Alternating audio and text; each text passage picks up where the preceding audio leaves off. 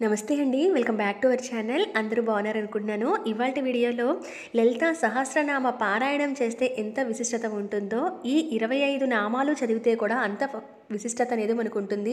లలితా సహస్రనామ పారాయణ ఫలితాన్ని ఇచ్చే ఆ 25 నామాలు ఏంటి, ఏ సమయంలో చదువుకోవాలి, అమ్మవారికి ఆ నామాలను చదువుకోవడం వల్ల కలిగే శుభ ఫలితాలు ఏంటి, ఇవన్నీ కూడా పూర్తి వీడియోలో ఇవాళ షేర్ చేస్తున్నానండి. ఎక్కడ స్కిప్ చేయకుండా చూడండి.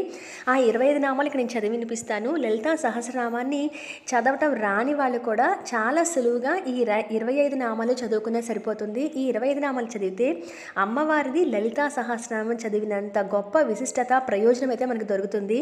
అమ్మవారిని దేవీ నవరాత్రులనే కాదండి, ప్రతి శుక్రవారం మంగళవారాలు ప్రత్యేకమైన రోజుల్లో ఎప్పుడైనా సరే లలితమ్మవారి పూజ అనేది చేసుకుంటూ ఉంటాం కదా. లలితా సహస్రనామాన్ని చదువుతూ ఉంటాం, ఖడ్గమాల చదువుతూ ఉంటాము, మణిద్వీప వర్ణన చదువుతూ ఉంటాం. అయితే కొంతమందికి ఎక్కడ ఆ ఉచ్చారణ తప్పు పలుకుతాము అని చెప్పి చదవరు. అలాగే కొంతమందికి లలితా సహస్రనామం చదవలేరు. అంటే చాలా నామాలు ఉంటాయి అమ్మవారికి, అవి తప్పు పలుకుతాం అన్నట్టుగా, లేకపోతే చదవటం రాని వాళ్ళు కూడా లలితా సహస్రనామం పారాయణం చేయలేరు. అటువంటి వాళ్ళందరూ కూడా ఈ 25 నామాలు చదివితే కనుక లలితా సహస్రనామాన్ని పారాయణం చేసినంత ఫలితం అయితే ఉంటుంది. ఇవి చదవటం వచ్చిన వారు కూడా ప్రతిరోజు కూడా చాలా సులువుగా అమ్మవారిని 25 నామాలతో పూజిస్తే కనుక చాలా చాలా మంచి శుభ ఫలితాలు అయితే జరుగుతాయండి. ఇక్కడ అమ్మవారి చిత్రపటాన్ని ఈ విధంగా పెట్టుకున్నాను. అయితే అమ్మవారిని ఆరాధించినప్పుడు ఈ దేవి నవరాత్రులనే కాకుండా అమ్మవారికి కుంకుమ పూజ చేస్తున్నప్పుడు, మణిద్వీప వర్ణన చేస్తున్నప్పుడు లలితా సహస్రనామాన్ని చదవాలనుకున్నా అవన్నీ చేస్తూ కూడా ఈ 25 నామాలు కూడా చదువుకోవచ్చు. అమ్మవారిని అయితే ఈ విధంగా ఏర్పాటు చేసుకున్నాను. అభిషేకం చెయ్యాలి అనుకుంటే చేసుకోవచ్చు.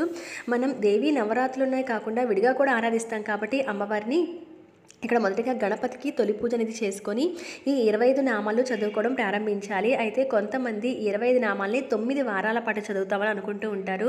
అమ్మవారికి ఈ నవరాత్రులు అయితే కనుక 9 రోజులు చదవచ్చు, లేదంటే కనుక 9 శుక్రవారాలు చదువుతామని కూడా అనుకుంటూ ఉంటారు. అప్పుడు 9 శుక్రవారాలు కూడా లలితా పారాయణం చేసేంత ఫలితం అయితే పొందడం కోసం ఈ 25 నామాలు అమ్మవారివి మనం చదువుకోవచ్చు అనమాట. ఇక అమ్మవారికి మొదటగా ధూపం అనేది సమర్పించి ఈ విధంగా అయితే ఏర్పాటు చేసుకున్నాను. అమ్మవారిని గాజుల మాలతోనూ, అలాగే పసుపు కొమ్ముల మాల, ఇలా చిట్టి గాజుల మాల కానీ ఎలా అయినా అమ్మవారిని అలంకరణ చేసుకోవచ్చు. ఇక్కడ నేను 25 నామాలు అంటున్నాను కనుక 25 పూలు తీసుకున్నానండి. మనం నామం చదువుతున్నప్పుడు మర్చిపోకుండా గుర్తుగా ఉండటం కోసం కూడా పనికొస్తుంది. 25 పూలు తీసుకోవచ్చు, లేదంటే కనుక అన్ని రకాల పూలు కలిపి ఒక 25 నెంబర్ వచ్చేగా చూసుకుంటే ఒక్కొక్క నామానికి ఒక్కొక్కటి అమ్మవారి దగ్గర పెడుతూ ఉంటాము.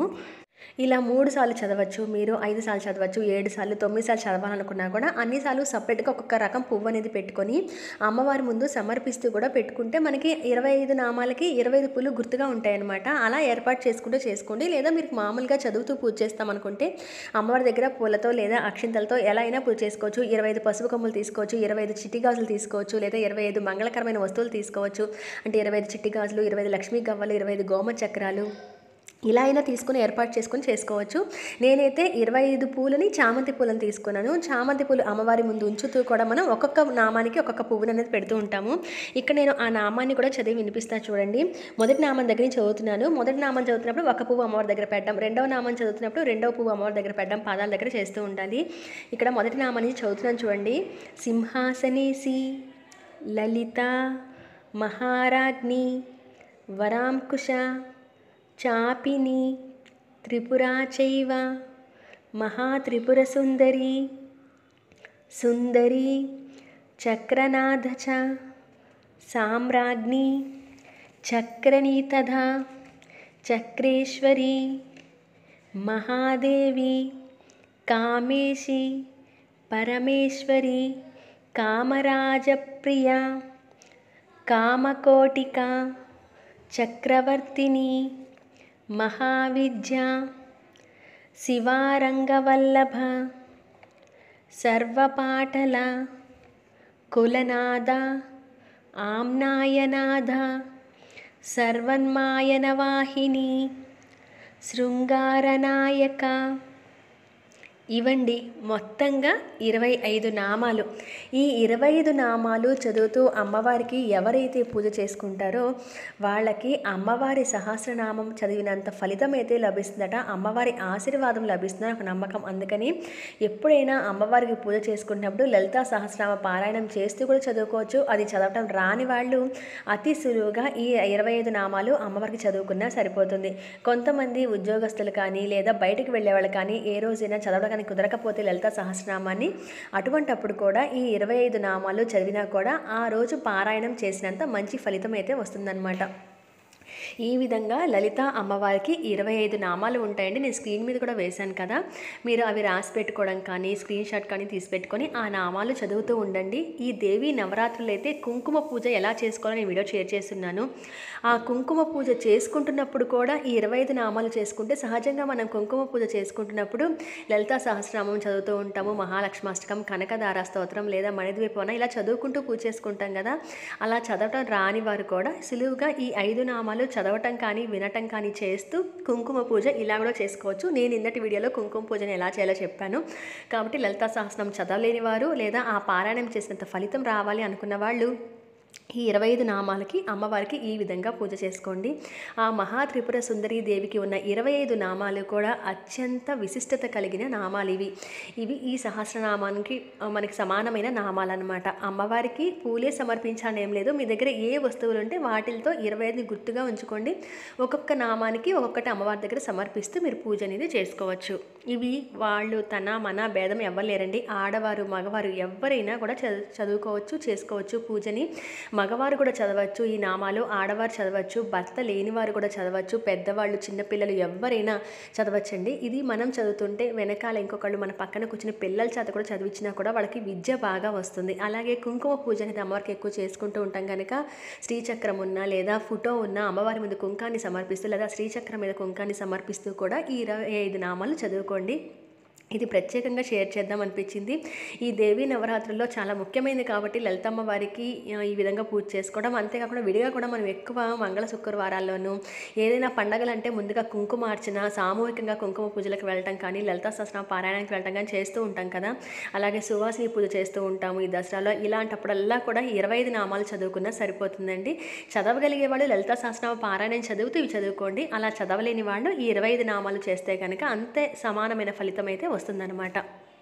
ఇలా మంగళకరమైన వస్తువులు, పసుపు కొమ్ములు, చిట్టి గాజులు, పూలు ఇటువంటి వాటిని ఎందుకు 25 నామాలు గుర్తుగా ఉంచుకున్నామనంటే ఒక గుర్తుగా 25 అమ్మవారికి సమర్పించినట్టు ఉంటుంది పేరుకొకటి, లేదా మనం మంగళకరమైన వస్తువులతో కూడా అమ్మవారికి పూజ చేసినట్టుగాను ఉంటుంది. కాబట్టి ఈ విధంగా అందుకని షేర్ చేశానండి. అమ్మవారికి మీ భక్తి మేరకు మీరు ఏదైతే సమర్పించగలరో వాటిని సమర్పిస్తూ ఆ తల్లికి పూజ అనేది చేసుకోండి. ఈ దేవి నవరాత్రులు అయితే చాలా మంచిది. 25 నామాలు అమ్మవారి నామస్మరణ పూజ చేస్తున్నప్పుడు చదువుకోవడం అనేది కొంతమందికి అన్ని ఉపచారాలతో పూజ చేయడం కానీ అన్ని మంత్రాలు కానీ రాకపోవచ్చు. అటువంటి వాళ్ళందరూ కూడా 25 నామాలు చదువుకోండి. ఆ తల్లిని మనకి పూజించిన పూర్తి ఫలితం అయితే మనకి వస్తుందన్నమాట. ఇలా ఈ 25 నామాలతో అమ్మవారికి మన ఇంట్లో కూడా నిత్యం పూజ చేస్తే కనుక చాలా చాలా మంచిగా మనకి ఫలితం అనేది ఉంటుంది. అమ్మవారు కూడా ఎప్పుడు ఆ నామాలతో అమ్మని స్మరిస్తూ ఉంటాం కాబట్టి మన వెంటే అమ్మవారు ఉంటుందన్నమాట. ఈ విధంగా కుంకుమ పూజను చేసుకున్నప్పుడు కూడా చదువుకోవచ్చు. అందుకనే ప్రత్యేకంగా ఈ వీడియోని మీకు షేర్ చేయాలనిపించింది. అందులో నవరాత్రుల్లో ఒకరోజు ఎంతో విశేషమైన లలితాదేవి అలంకారం కూడా ఉంటుంది. ఆ అలంకారం రోజు అమ్మవారిని చూడటానికి 2 కళ్ళు సరిపోవు. విశేషంగా మనందరం కూడా పూజలు చేసుకుంటూ ఉంటాం లలితాదేవికి. ఆ రోజు అందరం కూడా లలితా సహస్రనామ పారాయణం చేయమని చెప్తుంటాము. ఆ రోజు అలా చదవలేని వాళ్ళు కనీసం 25 నామాలతో అయినా అమ్మవారికి చదువుకుంటున్న ఒక ఉద్దేశంతో ఈ వీడియోని నేను ప్రత్యేకంగా షేర్ చేయడం అయిందండి. ఈరోజు అమ్మవారికి పులిహోర, పాయసం, పొంగలి ఇలా మీరు ఏదైనా నైవేద్యం చేయొచ్చు. పానకం, వడపప్పు, చలిమిడి, పండ్లు ఇలా ఏదైనా నివేదన చేయొచ్చు. ఆ తర్వాత అమ్మవారికి హారతి అనేది నిండుగా ఇచ్చుకోండి. ఇదండి 25 నామాలు ఫలితం కూడా లలితా సహస్రనామ ఫలితం. అంత సమానమైన ఫలితం ఇచ్చేదే ఈ 25 నామాలు అమ్మవారికి. ఐ హోప్ ఇన్ఫర్మేషన్ మీకు నచ్చుతుందని అనుకుంటున్నాను. మనలాగే మరికొంతమంది అమ్మవారికి 25 నామాలతో పూజ చేసుకోవాలి, అంతే సమానమైన ఫలితం పొందాలని మనందరం కూడా కోరుకోవాలి కదా. మీకు చేతనైతే కనుక, మీకు కుదిరితే వీలుంటే కనుక ఎవరికైనా వీడియోని షేర్ చేయండి. వాళ్ళందరూ కూడా అమ్మవారికి 25 నామాలతో పూజ చేసుకొని మంచి ఫలితాలు అనేవి పొందుతారు. మరి ఈ ఇన్ఫర్మేషన్ అంతా కూడా మీకు యూజ్ అవుతుంది, అలాగే అర్థమైంది, ఉపయోగపడుతుందని అనుకుంటున్నాను. నచ్చితే కనుక లైక్ చేయండి, అలాగే షేర్ చేయండి. ముందుగా ఫ్యామిలీకి, ఫ్రెండ్స్కి. ఛానల్ని సబ్స్క్రైబ్ చేయండి. మీరు సబ్స్క్రైబ్ చేయడం అనేది నాకు ఎంతో ఇదిగా బూస్టప్గా ఉంటుంది. సో మరొక మంచి ఇన్ఫర్మేటివ్ వీడియోతో మళ్ళీ మిమ్మల్ని అందరినీ కూడా కలుస్తానండి. దేవీ నవరాత్రుల పూజా విధానం అయితే నేను షేర్ చేస్తూ వస్తున్నాను. ఆ వీడియోస్ మిస్ అవ్వకుండా ఉండడం కోసం ఛానల్ని సబ్స్క్రైబ్ చేయండి. మరి మరొక మంచి వీడియోలో మళ్ళీ మిమ్మల్ని అందరినీ కూడా కలుస్తాను. అంతవరకు సెలవు. నమస్కారం.